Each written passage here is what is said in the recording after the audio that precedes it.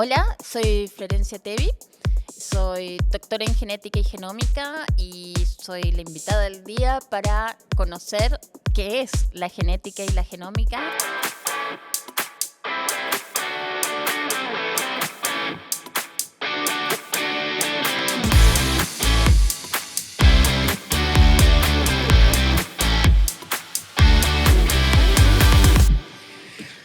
Florencia Tevi, bienvenida a The Podcast Eminencia. Tenemos una súper invitada. Florencia es doctorada en genética y genoma de la Universidad de Bolonia, en Italia. Postdoctorado también, y de ahí te voy a preguntar más todos tus estudios, que son un montón, Florencia. También es la CEO de Hedis Biotech, pero también tenemos hoy día invitada a la Flor para que nos cuente más de todo lo que está pasando sobre la genética, los startups que hay y todo lo que está relacionado a este tema que está revolucionando literalmente la industria. Así que bienvenida, Flor, y un placer tenerte acá. Oye, y también la primera invitada mujer, así que estoy muy contenta de compartir también acá de podcast con el género femenino y con todo lo tremenda que eres, porque acá, o sea, con decoraciones, títulos, increíble. Y cuéntame, ¿cómo llegaste a la parte de genética y bueno, a la Universidad de Bolonia? Bueno, muchas gracias por la invitación, antes que nada. ¿Y cómo llegué a Bolonia? En realidad tenía una serie de lugares y de universidades para elegir. Tuve la fortuna de tener una serie de universidades, todas muy prestigiosas, muy todo, pero en realidad me fui al mapa y vi dónde quedaban las universidades en relación a la ciudad y decidí vivir, fue una opción más de vida que la verdad que académica, porque por ahí te dicen esta universidad tan famosa y de súper prestigio, pero en realidad está a 100 kilómetros de San Francisco, entonces como que a San Francisco, no, te vas a San Francisco, te vas a las muy afueras sí. de... Así. Entonces yo decidí ir a Bolonia porque me interesaba la primera universidad del mundo, como la conocemos en este momento, ¿no? El concepto de universidad como lo conocemos ahora. Con buena comida, buena música, clases y aparte porque el currículum que ofrecen ellos es diferente en el sentido que no tiene materias que tenés que tomar. Son seminarios de diferente índole de acuerdo a tus intereses y a lo que vos quieras hacer. Entonces es un poco más parecido a lo que yo venía, digamos, buscando. Flor, ¿y en qué consiste el trabajo de una genetista hoy día? Hoy en día, porque te digo que es muy distinto. Sí, hoy en día. Cuando yo empecé, trabajaba en el laboratorio. Y ahora trabajo en el computador y en el laboratorio. Hoy, hay distintas áreas en la genética y en la genómica, ¿sí? Porque la genética es cuando vos estudias un gen a la vez. La genómica es cuando vos estudias la dotación genética completa de un individuo o de varios individuos al mismo tiempo. Entonces, a partir de eso, vos podés decidir de tener experimentos, hacer experimentos que son puramente de laboratorio para responder una serie de preguntas, o en el caso mío, que la mitad está en lo que llamamos el laboratorio mojado, que es donde se hacen los experimentos así con el ADN, con todas las cuestiones, y el laboratorio seco, que es donde están los servidores, los informáticos, para que procesen los millones y millones de bytes que tenemos respecto a lo que podemos ir leyendo del material genético. Tremendo. Y esto, cuando tú dices como que es la genética de distintos individuos, ¿te refieres como a un pueblo en especial, a un lugar en especial, o sea, como a distintas personas, poblaciones de gente? Mira, empezamos antes hace 30 años ya, desde el 2001 que se conoce el genoma humano, pero no era accesible para todos. Desde ahí empezamos estudiando un gen a la vez, tal vez de diferentes especies, pero era uno o era un segmento. Hoy ya podemos estudiar la dotación completa de diversos individuos, de diversas especies al mismo tiempo.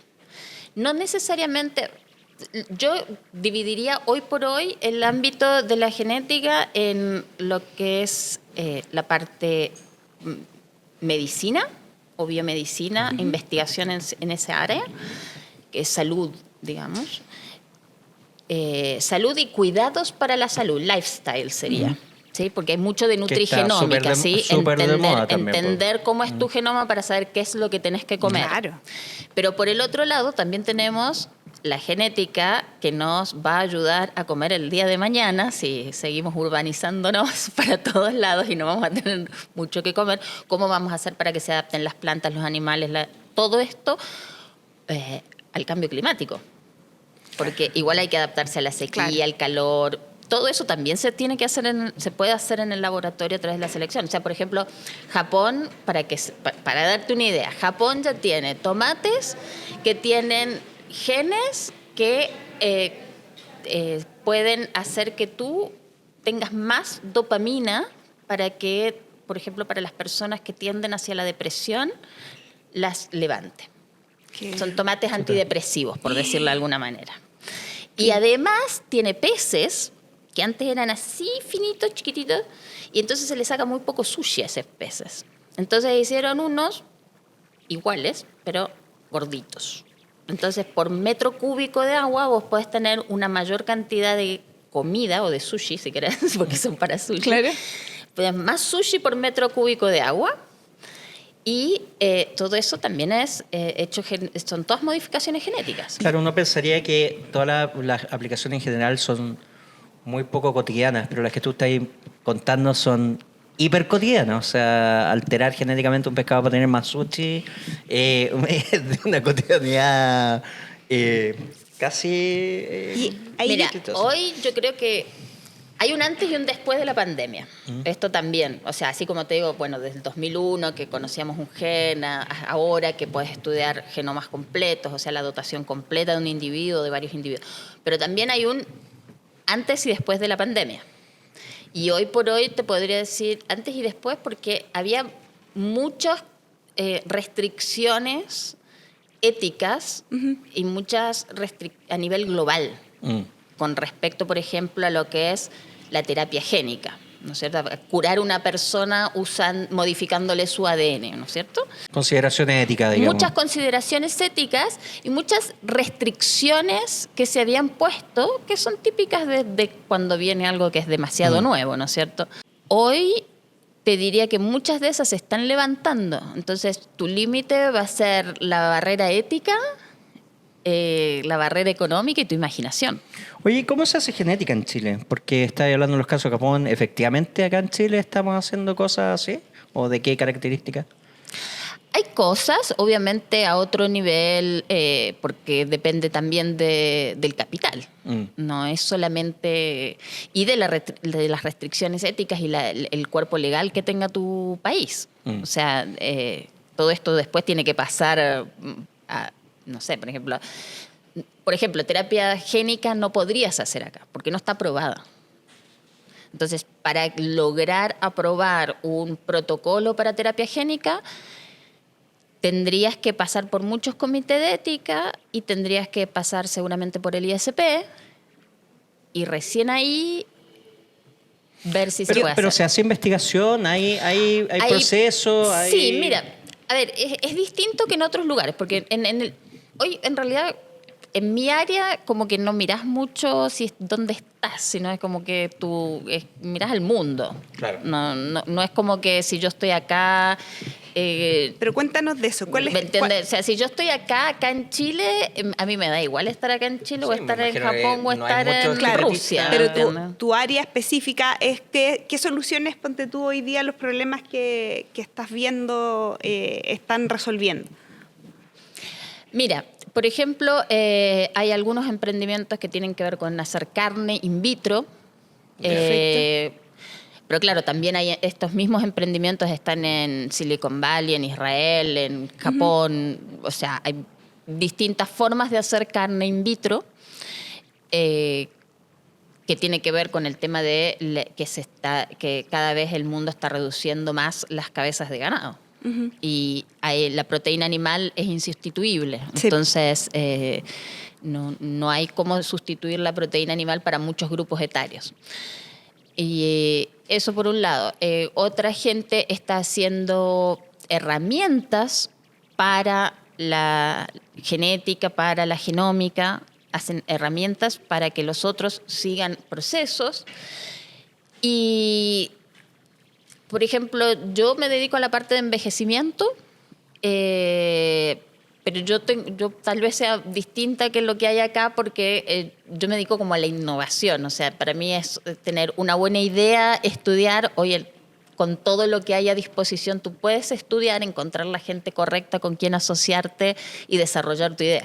Claro. Sí. Entonces yo, por ejemplo, hago eso en una parte de salud, pero también lo hago, por ejemplo, en temas de materiales. Pero ese conocimiento, o sea, me imagino que no hay una lista innumerable de doctorado en genética y genoma, pues es un conocimiento súper específico, ¿cierto?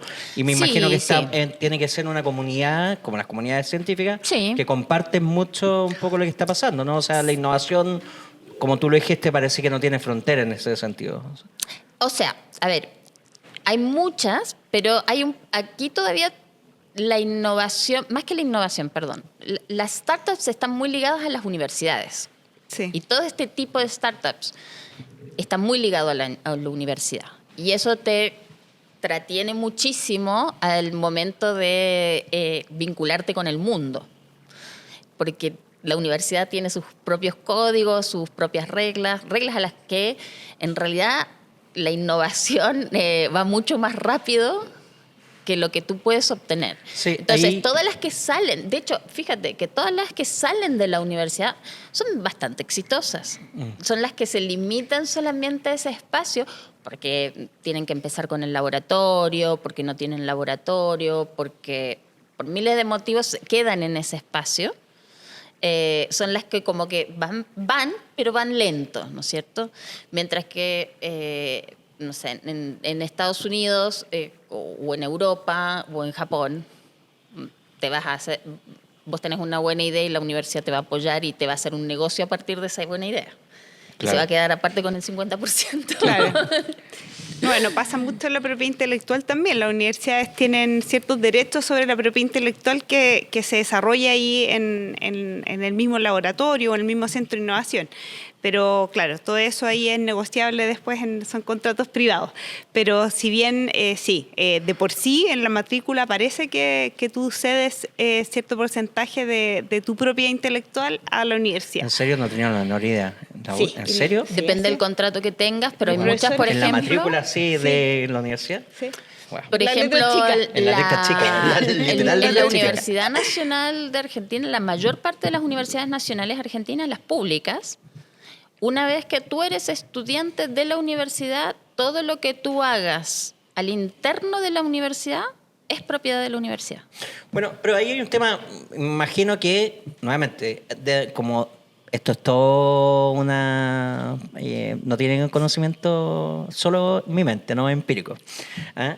Como me imagino que hay pocos doctorados en genoma, es un conocimiento pequeño, normalmente están viendo cosas que es nueva, que no debe haber mucho, ¿cierto?, en el tema. O sea, hay innovación constante de alguna manera. Mira, ahora se ha acelerado, eso era antes. Ahora bajaron los precios para leer un genoma, bajaron los costos de muchas herramientas que eran costosas antes de la pandemia. Sí, pero me imagino que no cualquier persona puede tener conocimiento para ocuparlas, digamos. Ah, no, claro. Claro, eso sí. Lo que ves que me pregunta es que constantemente va a estar en innovación, constantemente va a haber oportunidades que se pueden transformar en negocios, ¿cierto? Sí. Y ahí hay una serie de elementos externos que entran en juego, ¿cierto? O sea, el tema de la patente, que aquí lo sabe muy bien la Lupe, el tema de cómo desarrollar esta idea en un negocio y de alguna manera en ese conocimiento tan científico empieza como una carrera de alguna manera. Sí. ¿Es algo que tú estás viviendo? ¿Es algo que existe? ¿Es una realidad? Vivo a diario. Y de hecho, vivís el tema a diario y muchas veces te ganan por una cuestión presupuestaria a veces. muchos laboratorios, inclusive de Silicon Valley, están viendo que la competencia, por ejemplo, con China es terrible.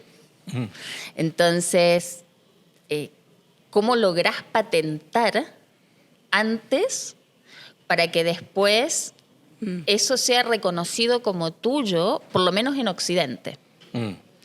Sí, bueno, eso es lo que nosotros quisimos hacer justamente con el Idea Scan, que finalmente, claro, con InnovaFirst, que finalmente es poder tener acceso a esta información que, si bien dice es presupuestaria, porque le tienes que pagar por lo general un estudio jurídico para ver qué patente existe en el mundo, hacer un análisis, etcétera, y acá lo puedes ver en línea simplemente poniendo lo que estás haciendo el proyecto, qué es lo que aparece en el mundo y poder ver las diferencias que te lo dice el mismo Idea Scan, cuáles son las diferencias y similitudes con respecto a lo que tú estás haciendo.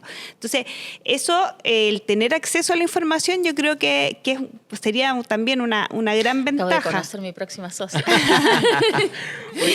No, porque aparte que el otro problema es quién hace la revisión de todo eso. Exacto.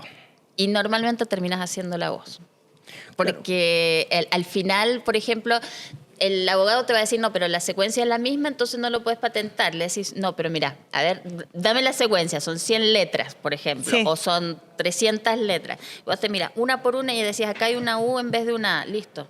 Es otra secuencia. Claro, exactamente. Dice otra cosa. Es el gran desafío que tenemos los abogados, de que hay materias obviamente que desconocemos y tratamos de entender, pero es la comunicación con el inventor o el creador. Y por eso esta idea, esta nueva fórmula de la Idea Scan es muy buena, porque finalmente eres tú quien lo usa y quien ve lo que existe y puede elaborar las diferencias técnicas para poder hacer el registro de patente, mientras te dice las recomendaciones para poder hacer la patente. Pero ahora, esta lucha de Estados Unidos con China es otra cosa, porque China tiene una propiedad intelectual a su modo, que finalmente se puede patentar todo y ya son puros litigios, y Estados Unidos es más exacto y más certero en lo que sí se puede patentar y que no. Entonces, como no se está valorando, no se está dando la exclusividad que tiene este derecho de propiedad intelectual a Estados Unidos, en China es donde está esta pugna, que es lo que está pasando, bueno, entre TikTok, que también está metido ahí, que Estados Unidos no lo deja entrar justamente por eso. Son políticas que es una lucha constante. Pero volviendo al tema de la genética. Pero nos afectan a nosotros. O sea, claro. Yo estoy acá en Chile con mi startup, con Jedis Biotech, por si acaso a alguien le interesa saber, sí, JEDIS es porque es Genomic Engineering, Design and Innovation. Por eso es JEDIS. Esta pugna que existe entre China y Estados Unidos a nosotros nos termina afectando seriamente, porque por un lado tenés los secuenciadores más grandes que hay, están en China, y se secuencia más económicamente en China y más rápido. Y en cambio, servidores están en Europa y en Estados Unidos. Entonces vos quedás como el sándwich entre medio, que todo el mundo tiene capitales gigantescos. Entonces, ¿qué haces? Nada, tenés que optar por la innovación y por ser más creativo que el resto. Y en ese caso, entonces, ¿cómo se puede innovar en genética ahora? Porque te estáis contando una historia súper de gigantes. ¿Existe posibilidad de innovar? Claro, tenés miles de millones de cosas para innovar. Siempre tenés que tener en cuenta cuáles son las necesidades, dónde puedes conseguir los inversores, cuáles son las herramientas disponibles. Muchas cosas no se hacen porque no existe herramientas para hacerlas. En algún momento teníamos dificultad para secuenciar genomas completos porque no había dónde ponerlos. O sea, claro, después eso, porque vos ves que un tubito así de chiquitito, así mejor dicho, así de chiquitito, yo lo mando a China, pero eso después se vuelve una nube gigante de datos. ¿Y dónde la ponemos? Tenés que tener métodos de compresión, que no se pierda la calidad, etcétera, etcétera, etcétera, que después los puedas manipular, porque si imagínate, tenés 100 individuos, ¿qué vas a hacer? O sea, increíble. Entonces, todo eso termina existiendo. Entonces, tenés que tener en cuenta dónde estás parado también para hacer todo eso. Por ejemplo, yo no podría hacer terapia génica a no ser que consiga tenga una idea increíble y consiga un inversor para hacerlo. Claro, que esa idea increíble únicamente va a estar evaluado ese inversor probablemente del negocio que se conforme. Nada más que eso, o sea... Claro, porque hoy por hoy la terapia génica, que estamos viendo ya cada vez está avanzando más, terapia génica es modificar el genoma de una persona. Por ejemplo, si tiene una copia mala de un gen, ponerle la copia buena. ¿Y eso se puede hacer en adulto? Se puede hacer en adulto. La mayor parte son enfermedades que vienen de la cuna. Entonces, vimos recientemente el caso de este niño con distrofia muscular. Si no se lo hace en este momento, si no entra el clinical trial en este momento, después no puede entrar al clinical trial porque el remedio... o sea, la medicina que le pueden dar, que es un gen, solamente va a funcionar ahora. Después, cuando sea más grande, no va a funcionar. Hay una ventana que le permite hacer eso. Así hay. Cada desarrollo que se va haciendo tiene sus cuitas, digamos. Y en esto... Disculpa que te interrumpa, pero ahí me queda la duda. ¿Y eso lograron hacer quizás este gen que le integran, pero como a nivel casi industrial, en el sentido de que lo puede usar, no sé, 10 niños el mismo gen y a los 10 niños le va a funcionar, como una vacuna, entre comillas? Mira, en genética hay lo que se llaman las enfermedades monogénicas y las enfermedades poligénicas. Entonces, las enfermedades poligénicas son las que se deben a que un gen que tú conoces está malo. Cuando ese gen que tú conoces está malo, ahora tenemos 10.000 formas de inyectar una copia buena. Por ejemplo, niños que eran ciegos, se les inyectó adentro del ojo, de la cavidad ocular, se les inyecta el gen bueno y ven. ¡Ay, qué increíble! Como lo que Entonces, estamos hablando. pasamos de ceguera por una mutación congénita, ni siquiera es heredada ni nada, a un niño que puede ver solamente con una inyección. Esa inyección cuesta $1 millón. ¿Y por qué? Voy a hacer una pregunta. ¿Por Y qué obviamente, es tan caro? Porque son casi custom made, son muchos años de inversión, no tanto en saber cuál es la cura. La cura la vas a saber rápido. La parte genética, de hecho, la vas a saber rápido. La parte que demora más es cómo vas a llevar esa cura al lugar correcto. Ese es un temazo. Y la otra es cómo vas a hacer que la FDA o la EMA o cualquier autoridad competente en el área te lo permita. La otra pregunta es cuánto estáis dispuestos a pagar para poder ver, que también es otra tentación del precio, porque uno tiende a pensar que una persona no debería pagar toda la investigación, o gran parte de la investigación. Me imagino que si tú puedes resolver la ceguera a un niño, puedes resolver la ceguera a muchos niños, ¿cierto? Entonces, ahí está como esta sensibilidad que tiene uno. Pero también tiene que ver con a cuántas personas afecta. Generalmente estas mutaciones se llaman recesivas, o sea que es decir que no se manifiestan o son congénitas que ocurren por azar, y hay muy pocas personas al mundo que portan esa enfermedad. Y lo que vos pones para una ceguera no te sirve para otro tipo de ceguera. Yeah. Es custom made. Y cada batch que vos produzcas vas a tener que hacer todo un control específico para ese batch. ¿No hay fondos gubernamentales que apoyen este tipo de estudios que pudieran quizá abaratar los costos? Por ejemplo, en Estados Unidos me imagino que tiene que existir, en Chile no lo sé. Ay, pero para una parte. Lo otro se lo disputan los privados. ¿Y son laboratorios finalmente lo que crean todo esto? O por ejemplo, si son startups. Ah. Hay muchos startups o también hay side projects de compañías muy grandes. O sea, por ejemplo, tú puedes trabajar para una mega farmacéutica, pero en esa farmacéutica te dan, no sé, 20 horas a la semana para que tú desarrolles tus propios proyectos o tus propias ideas. Y en esas 20 horas caen muchísimas cosas. Por ejemplo, no sé, cosas que se han hecho con adenovirus como curas para con adenovirus o cosas así, se hicieron en estas horas que la farmacéutica dijo, bueno, ahora tienen 20 horas para crear.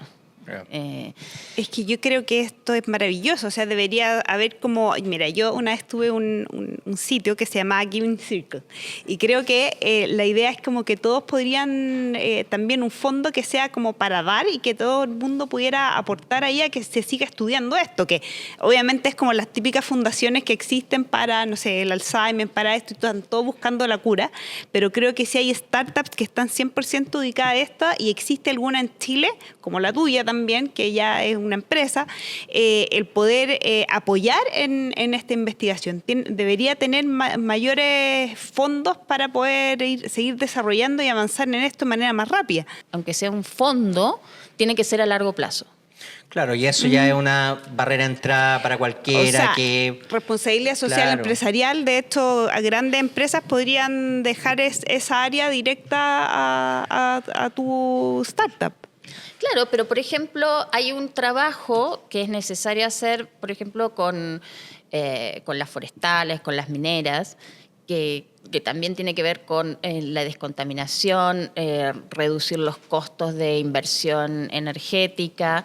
Todo eso se puede hacer con genética también. ¿En serio? Tiene que verla, se puede hacer. Y créeme que existen muchísimas plantas, bacterias detoxificantes que pueden ayudar, por ejemplo, en cambiar la acidez del suelo, cambiar que el pino no se chupe toda la primera napa de agua.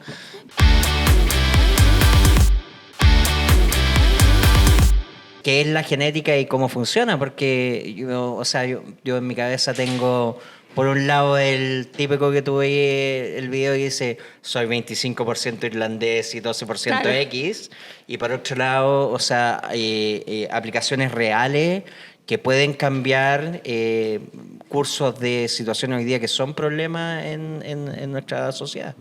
De todas maneras. Claro, pero por ejemplo, en estos test que vienen ahora, que vos decís, soy tanto por ciento irlandés, sí, tanto por ciento del Congo, tanto por ciento de... funcionan sobre una base aprendida. Uh-huh. Entonces, si la población latinoamericana, que no está incluida en el genoma humano actual, digamos. ¿Qué es el genoma humano actual, Flor? El genoma humano actual es una mezcla secuenciaron personas. Cuando hicieron el genoma humano, secuenciaron muchas personas que estaban involucradas en el proyecto. Estas personas provenían, te puedo decir, casi todas del hemisferio norte.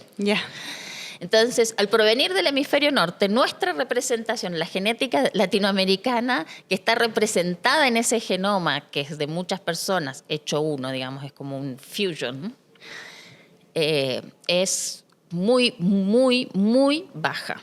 Y esa es la que se toma en consideración para comprar estos test, ¿no? Todo, no solamente para tus ancestros, que nunca te van a decir si sos, no sé, de algún pueblo originario va a ser más difícil, si no es que algún gen que salte así como muy, muy particularmente, porque no están en la base de datos. Entonces, o sea, primero tenemos...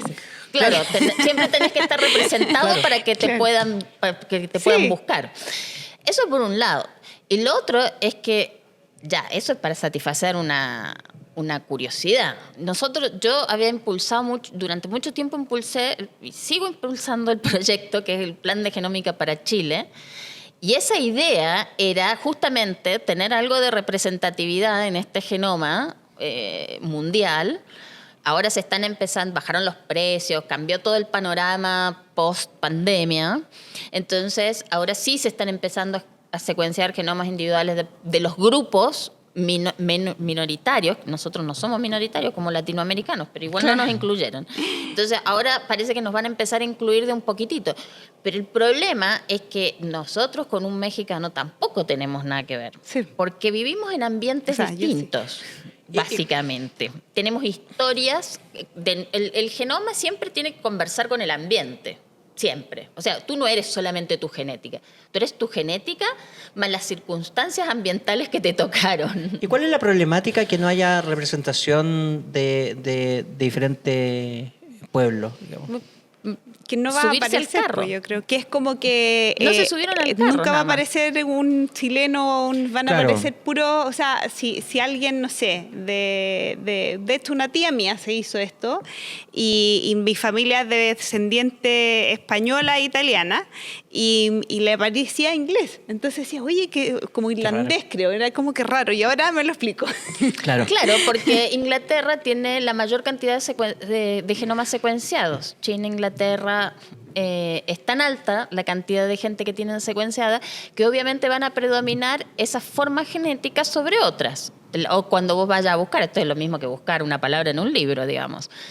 Pero además de todo eso, ese es el lado, digamos, más que satisface nuestro ego. Pero también hay un lado que es importante que tiene que ver con la parte médica, que es que todas las medicinas que tienen que ver con genética o la nutrigenómica, cuando te vas a hacer un test genético para saber qué tengo que comer, porque me cae mal, porque tengo un mal metabolismo, si no lo haces acá, lo mandas a hacer a otro lado y ningún genetista local te lo mira, no te van a decir nada que sea relevante con respecto a tu ambiente. Imagínate. Porque va a estar todo sesgado respecto a el hemisferio norte. Entonces, ahí hay que tener cuidado porque, por ejemplo, todas las terapias que tienen que ver, las oncológicas, por ejemplo, contra el cáncer de mama, también están seteadas bajo esos estándares. ¿Y qué hacemos para tener más conciencia de esta problemática y quizá empujar de otra manera? Muchas veces yo me he encontrado con gente que dice, no se puede poner un laboratorio de genético de genómica en Chile, y que no se puede secuenciar en Chile porque te sale muy costoso, es mejor que el médico lo tome y lo mande para afuera. Y después vuelvo. Digo, sí, pero eso toma mucho tiempo que tal vez un niño no tiene tanto tiempo antes que, digamos, se le deterioren los órganos, tenga secuelas, etcétera, etcétera. Yo creo que hay que hacerlo acá. Creo que el punto está en la logística que vos utilices. El punto es ¿qué vas a leer del genoma? ¿Vas a leer el genoma completo? ¿Vas a utilizar el mismo método que usan otros países de leer la madre, el padre, los abuelos, los tíos, los primos? Claro, eso te va a salir una fortuna. No lo vas a poder hacer acá.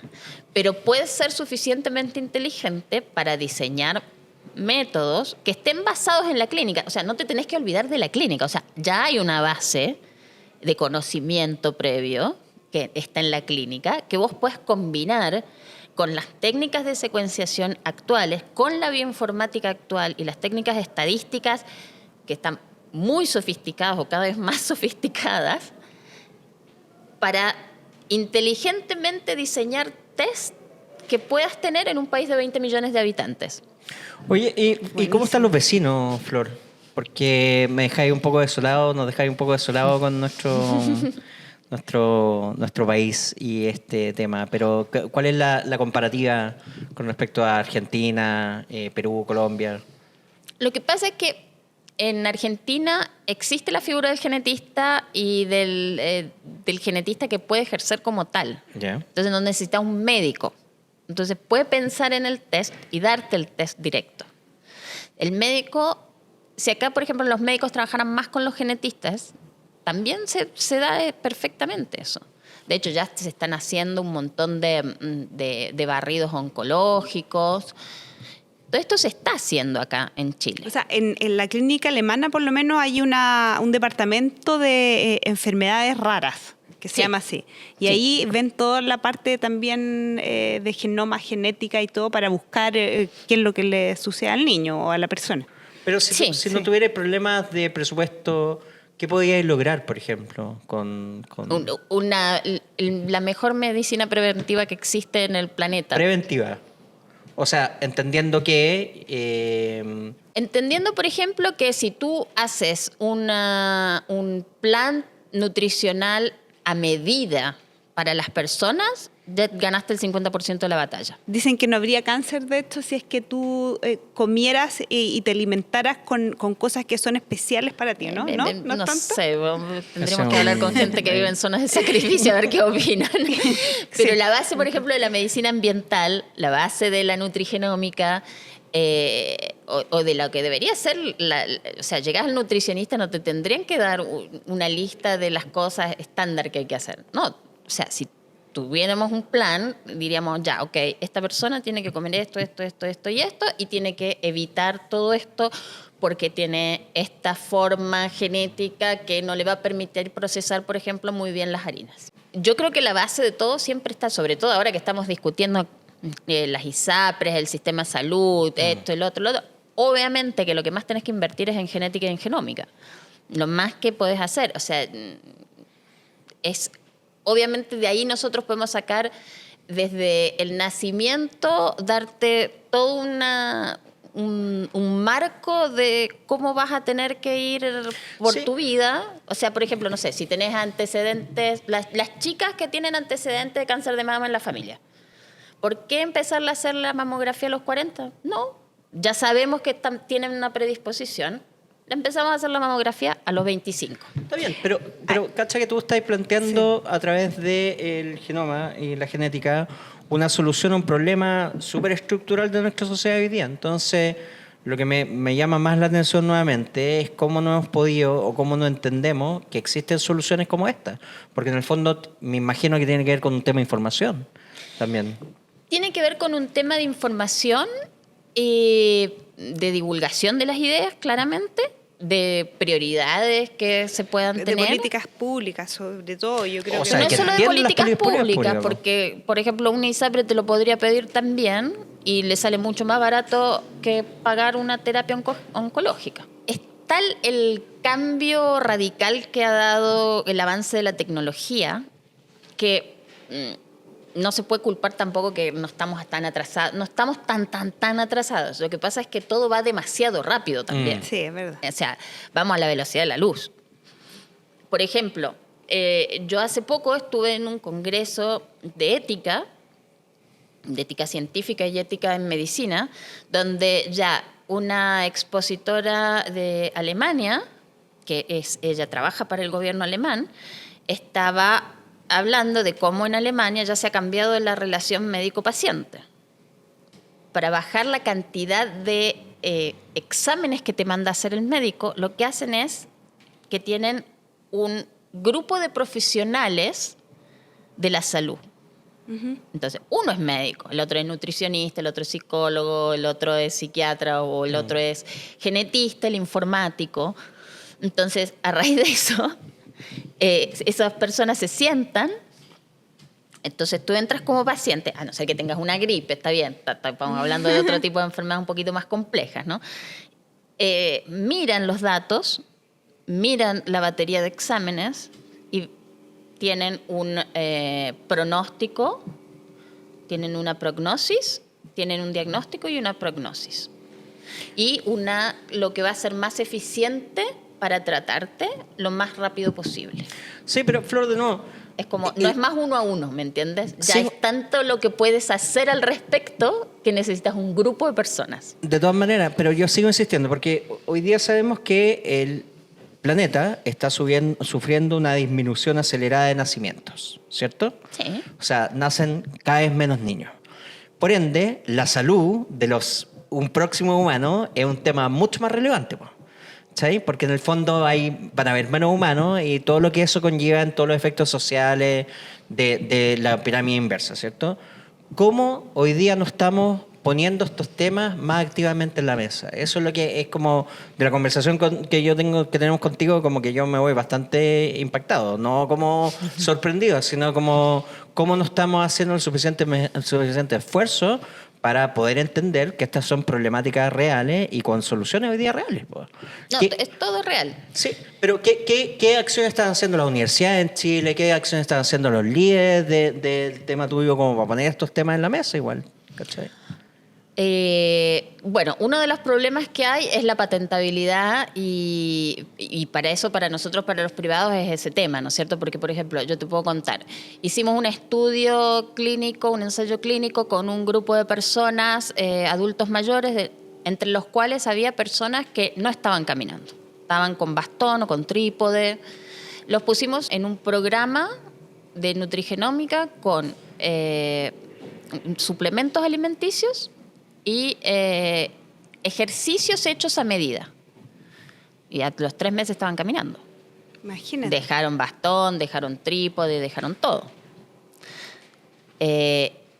Y la persistencia en el tiempo, después tomamos muestras antes y después en el ensayo y nosotros vemos que hay un grupo de genes del músculo y un grupo de genes proinflamatorios que está en sangre que cambian totalmente.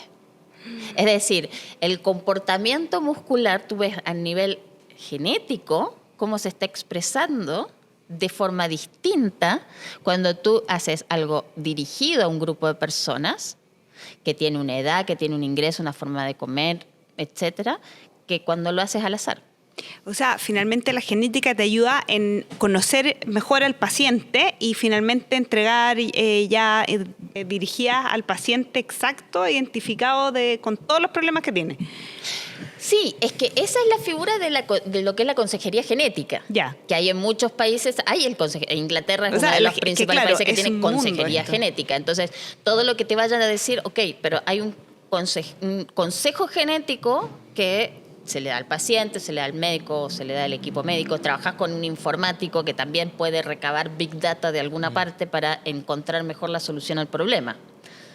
Porque es parte de nuestra tarea. O sea, yo la secuencia genética que vaya a leer, también voy a ir a recabar, voy a tratar de hacerme de Big Data para esto, para poder entender mejor el problema y las circunstancias. Oye, Flor, y cuéntanos, ¿cuál es el gran desafío que ves tú hoy para ti, tu startup y a futuro? ¿Qué es lo que a ti te gustaría que se solucionara pronto para poder quizás crear la innovación que tienes en mente? La parte de regulación es fundamental. Las leyes son como súper conservadoras con respecto a lo que está ocurriendo en el mundo y las posibilidades que existen. Entonces, de hecho, hay cosas que ya está aprobada la de FDA y acá todavía no se aprueban. No, ¿me entienden? Entonces, ¿pero se han visto en el Congreso o es porque están ahí dormidas y no se ven? Bueno, no son discusiones que se han dado todavía. Yo creo que son discusiones que se necesitan dar. Pero eso creo que es una parte. Y lo otro es que no se tiene que limitar solamente al ser humano. Se tiene que ver como algo que puede aportar en el tema de la conservación de la biodiversidad. Podemos aportar en todo lo que es genética, por ejemplo, puede aportar a la mejora de las condiciones de muchas industrias, de las principales industrias que existen en el país y que aportan al país. Los alimentos, todo lo que es fruta, verdura, todo eso, tenés que pensar que con el cambio climático tenés que adaptar tus cultivos a lo nuevo, a lo que se viene, para que el rendimiento siga siendo bueno. Claro. Eso es... Y ya no se hace a través de transgénicos que cuestan una fortuna ni nada. Ahora es cortar, pegar, es otra historia. Y sigue siendo natural, es decir, genéticamente... Son organismos genéticamente modificados, pero no por transgénesis. Claro. Por otra que se llama... O sea, no es natural, pero tijeras, sigue no siendo algo ¿Qué tanto bueno hay de suerte en eso? Porque en el fondo hay miles de variables y me imagino que la suerte debe ser una condición. Pucha, sí, hay suerte. De hecho, sí, hay cosas que van por suerte, pero es como no sé si es suerte la palabra, pero en inglés se dice gut feeling. ¿Ya? Intuición. Intuición. Hay cosas que intuitivamente vos sabés que van a ser así y no sabes cómo explicarlo hasta que te salen, no tenés explicación y después se la tenés que explicar. Cuando vas a querer publicar o patentar, vas a tener que explicárselo a todo el mundo de dónde salió esa idea y vos no sabés cómo decir. No, porque mira, en realidad esto es que mi estudiante, en vez de ponerle el buffer A, le puso el B no se dio cuenta y vino con estos resultados Claro. llorando porque no eran los resultados para la tesis, pero descubrió tal y cual cosa. Eso ocurre bastante.